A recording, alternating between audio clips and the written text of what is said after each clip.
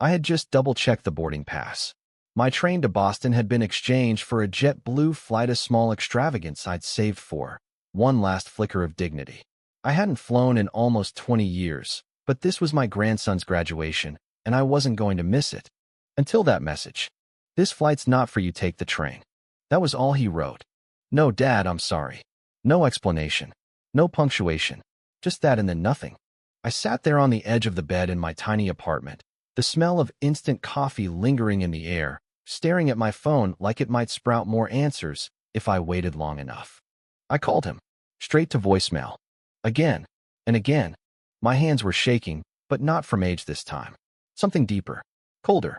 Why now? Why like this?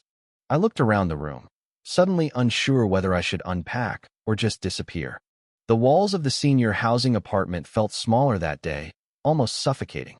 My half-packed suitcase rested beside the door like a dog waiting to be walked. But inside me, something had stopped. I'd raised Mark alone after his mother passed. Gave up a promotion at the foundry to make it to his Little League games. Saved lunch money and coffee cans to buy him a guitar when he turned 16. Paid his college tuition from my pension buyout. Never missed a call until, I guess, he stopped making them. He hadn't invited me to Christmas last year. Said they were keeping it small. His wife sent a photo of the tree with a caption, "Wish you were here." But they never asked me to come. I thought maybe I'd done something invisible. Said the wrong thing. Took up too much space. Needed too much help. But this flight's not for you, take the train. What did that even mean? I could barely read the text again. It made my chest feel tight. I called Margot next. We weren't close, not anymore, but she was someone. A neighbor 2 floors down who liked to crochet by the elevator and knew when to say nothing at all. She picked up on the second ring. "Frank?" she said, surprised. "Everything all right?" "No," I said, surprising myself. Can I come down for a minute?" Her apartment smelled like lemon balm and menthol rub. She offered me tea I didn't want and a seat I was afraid to sink too deeply into. I showed her the message. She read it twice. "That's cruel," she finally said. I nodded. "Do you think he meant it literally?" she asked. "Or is it code for something?" I laughed once, bitterly. "I wish I knew." She leaned forward and touched my hand. It was warm. Solid. "You going anyway?" I looked down at the boarding pass, folded so neatly in my breast pocket. Then to my phone. Then to the clock. "If I go," I whispered, "I won't have anywhere to stay. Not if he won't see me." "You can stay in my cousin's condo," she said without hesitation. "It's near Revere Beach. Empty this week." I'll call her. "Margot, I didn't come here to make you solve this." She smiled. "You didn't. But I'm going to help anyway." The airport was cold and bright, full of voices that weren't mine. As I stood in line at security, I kept rereading the text like it was going to rewrite itself. Like he might send a second message that said, "Sorry, that was a mistake. Can't wait to see you, Dad." But nothing came. The TSA agent looked at me, then the boarding pass, then my ID. "You okay, sir?" he asked. I must have looked lost. I nodded. "Just. Long time since I flew." He nodded sympathetically and waved me through. I shuffled down the terminal hall, trailing my small suitcase. I hadn't bought anything new for the trip, just my old sport coat, neatly pressed, and the same shoes I'd worn to Mark's wedding 14 years ago. The gate was already boarding when I arrived. I found a seat, sat down, and pulled out my wallet. Tucked behind my license was a faded photo of Mark at 10 years old, holding up a baseball glove twice the size of his head, grinning like the world had just given him the moon. He used to love me. Or at least, he used to need me. I sat there and stared at that picture while announcements echoed through the terminal and families lined up with excitement. I must have looked like someone waiting for a miracle. But nothing changed. No call. No text. No sun. I boarded. It felt surreal, stepping onto a plane like the world hadn't just fallen out from under me. I took the window seat, buckled my belt, and rested my hand over my chest like I could somehow hold in the pieces. A young woman next to me was FaceTiming her father. I heard her say, "Love you, Dad," and my stomach turned. I had to look away. The plane took off, and I closed my eyes. I tried to picture the moment I would step off at Logan Airport. Tried to imagine Mark waiting for me, but all I could see was that text. Maybe he didn't want me to embarrass him in front of the family. Maybe his wife thought I was too old, too slow, too broken. Maybe my grandson didn't even know I was coming. Maybe. It was dark by the time I landed. Margot's cousin had left a key under the mat like she promised. The condo was small but clean, with seashells on the windowsill and a soft ticking clock in the kitchen. I dropped my bag in the corner and sat on the pull-out couch. I didn't turn on the TV, didn't eat, just sat there, coat still on, phone in hand. Still nothing. The next morning, I made my way to the university by train. I didn't know what I'd do once I got there, just that I had to. The campus was swarming with parents and students, banners fluttering in the breeze, music playing, laughter bubbling through the crowd. I searched for Mark, for Sarah, for my grandson, and then I saw them. Across the lawn, posing for pictures. Sarah in a floral dress, Mark in a blazer, and Liam's grandson grinning in his cap and gown. I stopped. They didn't see me. They didn't even look around. I stood there for 5 minutes, maybe more, rooted to the concrete, invisible. Then I turned and walked away. I walked for what felt like miles. Through the throngs of proud families and gleaming cameras, past rows of folding chairs, and the loudspeaker calling out names I no longer remembered. I didn't stop until I reached the edge of the commons, where the crowd thinned out and the laughter faded into birdsong and the distant sound of a saxophone student warming up. There was a bench. I sat down. The sky was painfully blue. Children ran past me with balloons and ice cream, and I suddenly hated how beautiful the day was. It should have been overcast, rainy, something to match the storm in my chest. I don't know how long I sat there. I must have looked pitiful, an old man in a coat too warm for spring, sitting alone while the rest of the world moved forward. I kept expecting someone to find me, to notice, but no one did. I took out my phone again. Still nothing. No new messages. No missed calls. Just that same text. "This flight's not for you, take the train." The words had taken on a different weight now. Not a practical suggestion, but a verdict. A statement of rejection. A cutting off. I closed my eyes and saw Mark again, age 10, holding that baseball glove. Age 17, playing guitar in the basement. Age 29, saying his vows at the altar. Each image was a different version of him, but none of them were the man who could send that message. I tried to reconcile them. Tried to see a line between the boy I raised and the man who had just erased me. I couldn't. Back at the condo, I sat on the bed and cried for the first time in a long while. It wasn't loud or dramatic. Just slow tears, heavy and constant, rolling down my cheeks like they had nowhere else to go. I didn't try to stop them. I let myself grieve. Not just for this weekend. For all of it. For the hours I sat waiting for phone calls that never came. For the birthdays passed with silence. For the words I never got to say. For the way a lifetime of love could be reduced to a single message. "This flight's not for you. Take the train." I stayed in Boston for 3 days. Not because I had plans. Not because I hoped Mark would change his mind, but because I needed time to understand the shape of the emptiness he had left behind. I walked Revere Beach in the mornings. The sand was cold, and the waves louder than I remembered. I watched couples walk their dogs and kids dig trenches, and I thought about how little of the world belonged to me now. At night, I sat with a notebook, not writing anything in particular, just fragments. Sentences I might have said to Mark. Memories I didn't want to lose. Names of friends who had passed. A list of things I still remembered about my wife's voice. Sometimes grief doesn't scream. Sometimes it just hums in the background, like a radio left on in another room. On the 3rd day, I bought a postcard. It had the Boston skyline on it, with the Charles River shimmering beneath it. I sat in a coffee shop and wrote in small, careful handwriting. "Liam, I was here. I saw you from a distance. You looked happy and strong. You don't know me well yet, but I know you. I've watched your life from the sidelines and loved you from afar. I hope one day we'll meet properly. Love, Grandpa Frank." I mailed it before I could think too hard about it. No return address. Just a quiet offering, like a coin tossed into a well. When I got back home, the silence in my apartment felt different. Heavier. I put my suitcase away, made myself some weak coffee, and stared out the window. The trees outside had started to bud. Life, blooming again. I didn't cry this time. I was done crying. I started cleaning instead. Not in a frenzy, just deliberately, methodically, as if clearing space for something new, something I hadn't yet defined. It wasn't until I reached the back of the closet that I found the old metal tin. Inside were photos faded, curling at the edges. Me and Mark fishing at Lake Winnipesaukee. Christmas mornings. His first car. His mother holding him on the day we brought him home from the hospital. I sat on the floor and laid them out around me. And then I picked up a pen.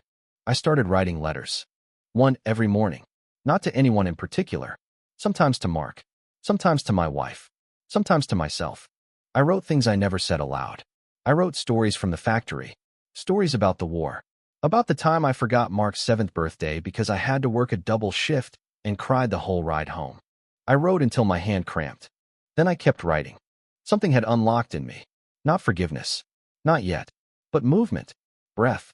A friend at the building told me about a local writing group that met at the library. I hesitated at first. Thought I was too old for that sort of thing. But the next Tuesday, I went. There were 5 of them, some younger, some older. A woman named Dolores who wrote poems about her cat. A man named Cal who swore every short story needed at least one car chase. And the facilitator, grace gentle-voiced, always smiling, who said the kindest words I'd heard in months. "Welcome, Frank. We're glad you're here." I read a story that week. One about a father and a son fishing in silence. They didn't say much in the story, but the silence between them was sacred. They all listened. No one looked away. Afterward, Grace touched my arm and said, "That was beautiful. You have a lot to say." I went home feeling something I hadn't in years. Needed. Weeks passed. Then months. Spring became summer. And still no word from Mark. Sometimes I'd see photos online, Sarah posting pictures of Liam's internship, or Mark smiling at a 4th of July barbecue. It hurt, but I stopped checking so often. I couldn't live in a place where I was no longer invited. Instead, I kept writing. My letters turned into essays. My essays into short stories. The library group became my anchor. Every Tuesday, no matter what, I showed up. They listened. They laughed. They cried. They held my words like they mattered. And then one day, Grace pulled me aside after our session. "Frank," she said, "would you ever consider submitting some of your stories to our senior journal? I think your work deserves a wider audience." I blinked. I don't know if anyone would want to read them. She smiled. "I do." So I said yes. The journal published 3 of my stories. A local paper ran a small feature. Retired factory worker finds new voice through writing. And suddenly, people in the building began stopping me in the halls. "You're the writer, right? You're Frank from the paper? You wrote that one about the fishing trip?" I nodded, bashfully. And then one afternoon, as I was coming back from the market, Margot came running down the hall, waving her phone. "Frank," she gasped. "You won't believe it. Look, it was an email. Sent through the senior journal's public inbox. From Mark. Subject: I read your story. Dad, I don't know if you'll even see this. Someone sent me a clipping of the journal. Said you'd been writing. I read the one about the boy and the father. I think it was about us." I cried. "I'm sorry. I know it's not enough. I've been angry for a long time. At myself. At you. At Mom. At things I couldn't name. I thought keeping you at a distance would protect us from disappointment. I didn't want Liam to see me fail with you like I felt you failed with me. But reading your story, it reminded me that I was part of your story, too. And maybe I never gave you the chance to write the next chapter. If you're willing, I'd like to talk. Love. Mark." I read it 3 times before I sat down. I didn't cry. I didn't smile. I just breathed. Deeply. For the first time in a long, long while. I waited 2 days before I responded. Not because I was angry. Not because I needed to punish him. But because I wanted the words to be right. I wanted him to feel what I had felt all these years, not just the ache of being pushed aside, but the quiet resilience of staying anyway. So I wrote. Subject: I'm still here. Mark. I did see your message. I've read it 10 times now. Maybe more. You're right. The story was about us. Or what I hoped we could have been. I failed you in ways I know. And maybe more in ways I don't. I tried to be both mother and father, but I didn't always know how. I worked too many hours. I lost my temper sometimes. I didn't say I love you nearly enough. But I never stopped trying. I never stopped hoping that one day, you'd find me again. I'm glad you read the story. I'm even more glad you wrote. I'm still here, son. I've always been here. Love. Dad. I hit send and closed the laptop. Then I went outside, sat on the stoop of my building, and let the summer air press against my face like a prayer. Mark replied a day later. Shorter this time, but warmer. Thanks, Dad. That means more than you know. I'd like to call, if that's okay. He called that night. For the first time in nearly 3 years, I heard my son's voice again. At first, it was awkward, tentative. like two strangers trying to remember the rhythm of an old dance. But slowly, it loosened. He asked me how I'd been, what I'd been writing.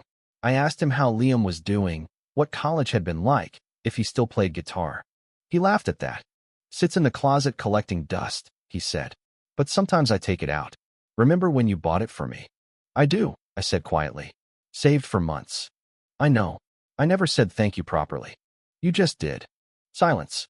But not the bad kind. The kind that held space for something growing back. The next week, Mark asked if I'd want to come visit in September. He said Liam would be home before heading to New York for a job, and Sarah had mentioned me recently. She always liked you, you know, he said. I didn't believe that entirely, but I appreciated the lie. He offered to cover the train ticket. Said I didn't need to worry about anything. I told him I still had the JetBlue credit from the flight I never took. He laughed. I guess this flight is for you after all. September came. I packed light. Same suitcase. Same coat. But this time, no dread. No knot in my stomach. Mark picked me up at the station. He looked older, more tired around the eyes.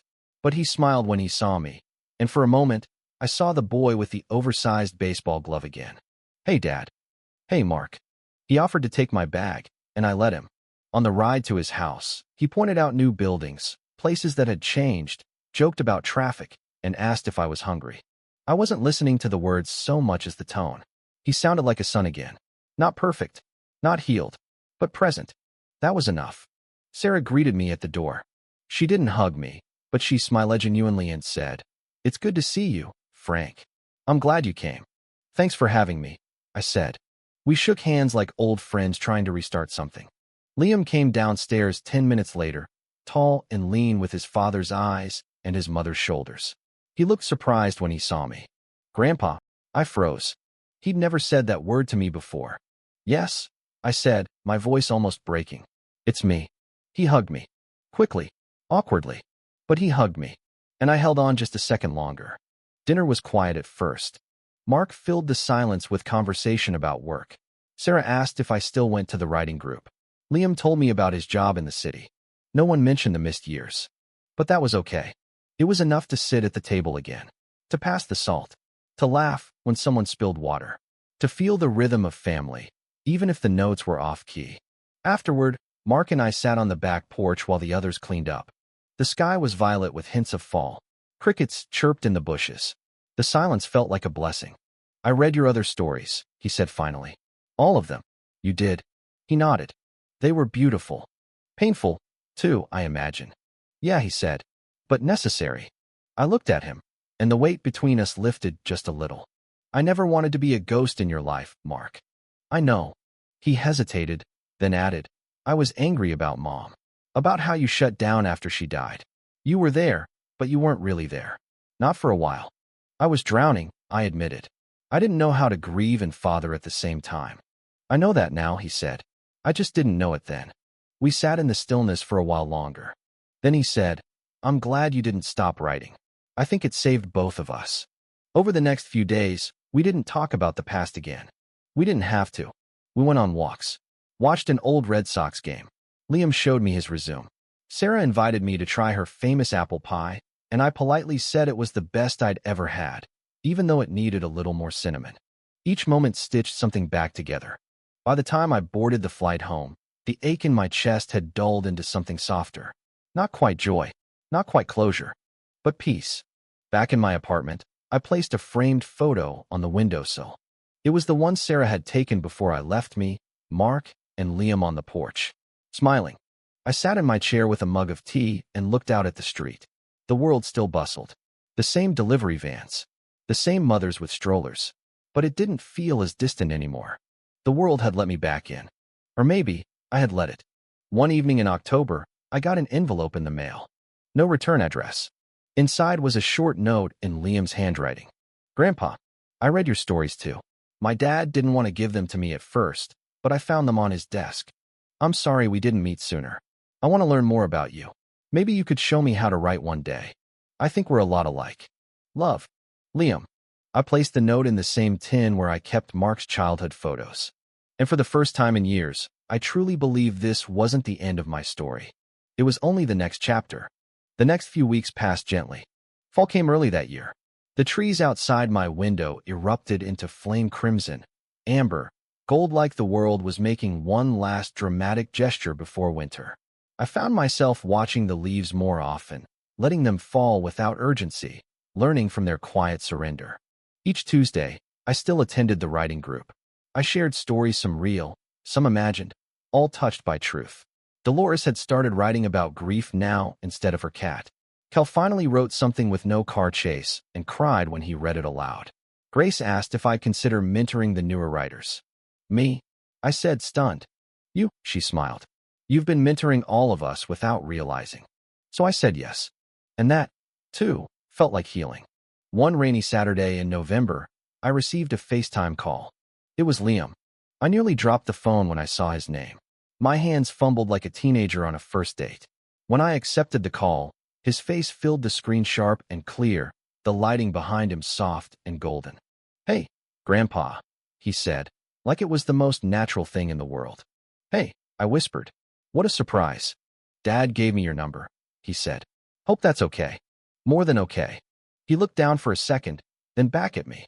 I wanted to ask, if I came to visit you sometime, would that be all right? I felt something catch in my throat. Yes, I said. Yes, of course. He grinned. Cool. I've got a long weekend in December. Thought maybe I could come down. You could show me some of your stories. Maybe the beach. The beach isn't much in December. I chuckled. Still want to see it, he said. You wrote about it once. Said it made you feel like you were standing at the edge of the world. I blinked. He remembered. The day he arrived, I stood outside the building in my good coat, the same one I'd worn on the trip to Boston. He stepped out of a rideshare car with a small duffel bag slung over his shoulder and a shy smile on his face. Hey, he said. Hey, yourself. We hugged. This time, it was longer. Real. Solid. I brought him up to my place and showed him around. He admired my bookshelf, laughed at my tiny kitchen, asked if the armchair by the window was the one I always wrote in. It is, I said. You can sit there if you like. He shook his head. Nah, that's your throne. We made grilled cheese and tomato soup that night, nothing fancy. Just warm. Comforting. He asked questions I hadn't expected. What was my dad like as a kid? Did you always want to be a writer? What was Grandma's laugh like? I answered each slowly, carefully, like opening locked drawers in my heart. And he listened, with full attention, with something close to reverence. The next morning, we walked down to Revere Beach. It was empty, of course windy and cold, but the horizon stretched wide, just like I remembered. Liam pulled out his phone and snapped a photo of the waves crashing over the rocks. You ever think about writing a book? He asked suddenly. I've thought about it, I admitted. Never thought anyone would want to read it. I would, he said without hesitation. I turned to him. And in that moment, the ache I had carried in my chest for years tight and persistent like a note unwound. Just like that. Because I believed him. That evening, we sat together and read through some of my older stories. He read them aloud, his voice steady, curious, and I watched him from the armchair. Watched the way his brow furrowed at the painful parts, how his lips curled at the jokes, how he paused after certain lines as if holding them in his mouth like wine. When he finished one about my wife, the way she danced barefoot in the kitchen, he looked up, eyes glassy. God, he whispered. She sounds amazing.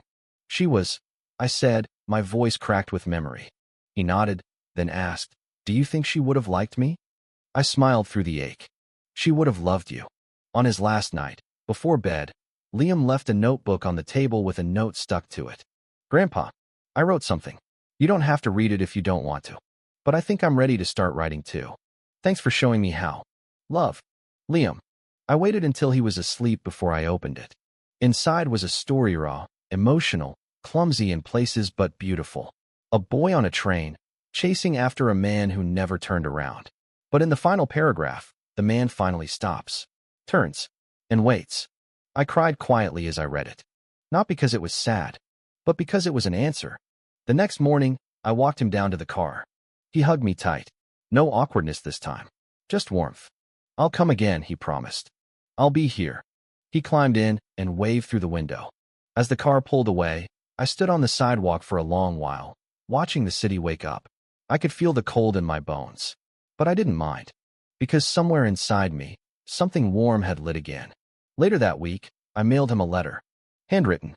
folded carefully into an envelope he'd have to open with both hands. Liam, thank you for showing me that even broken things can be made whole again.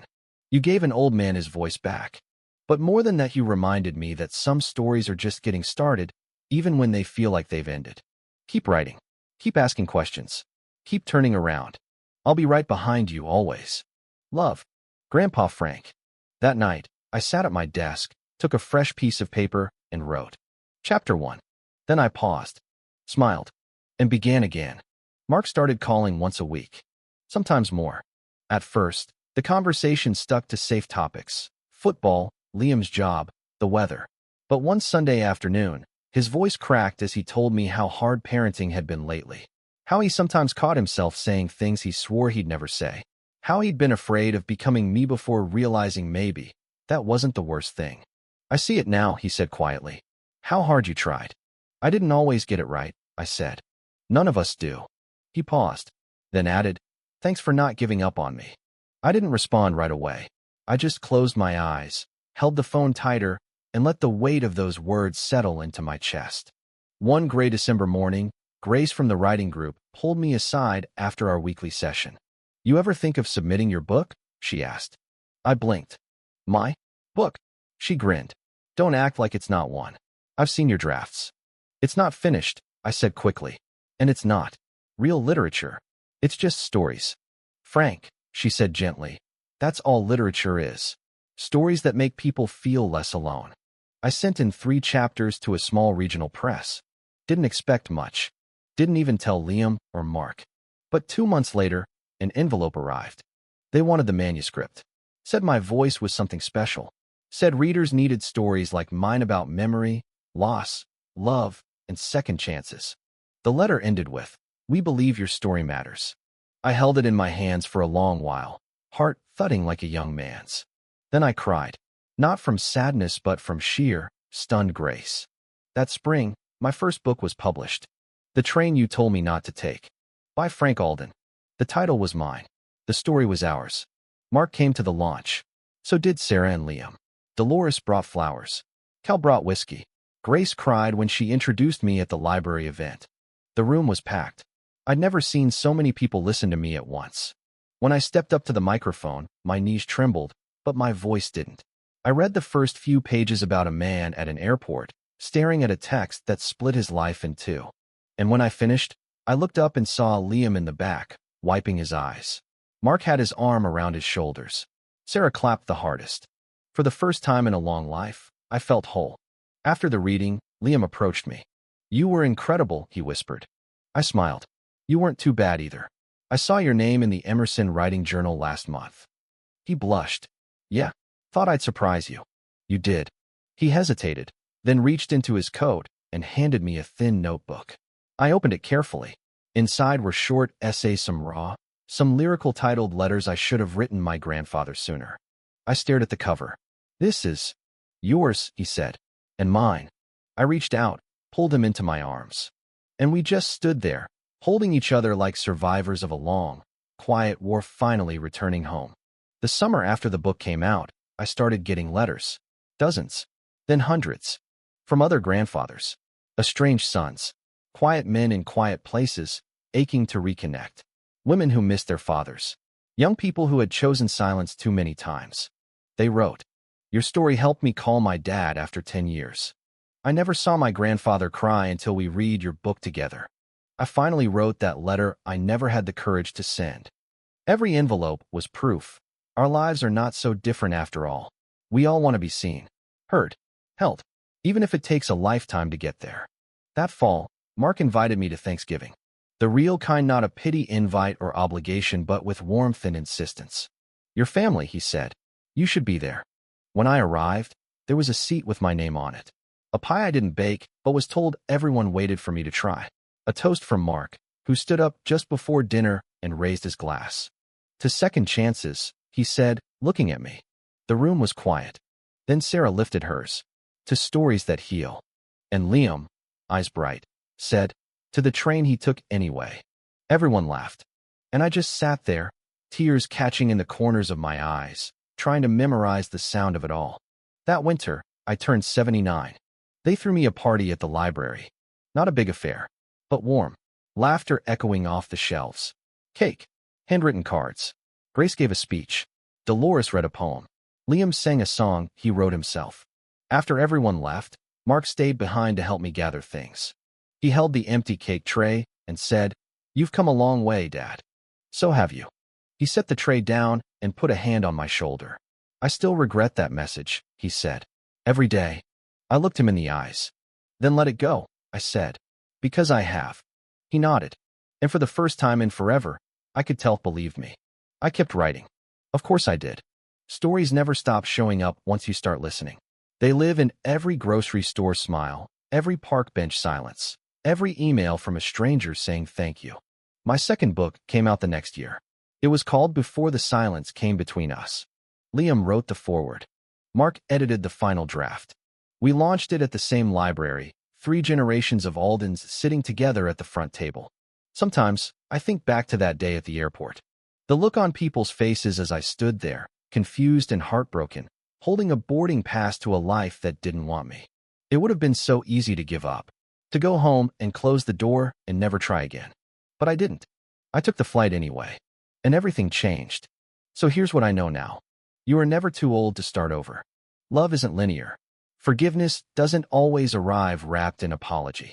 Sometimes the people who push you away are hurting more than they can say. Sometimes silence is a cry for help, not a goodbye. And sometimes, the train you were told not to take is the very one that will carry you home. On the back of my front door, I keep that old message from Mark. I printed it out. "This flight's not for you, take the train." I keep it not as a wound but as a reminder. Because now, every time I pass it, I smile. And I think, thank God I didn't listen.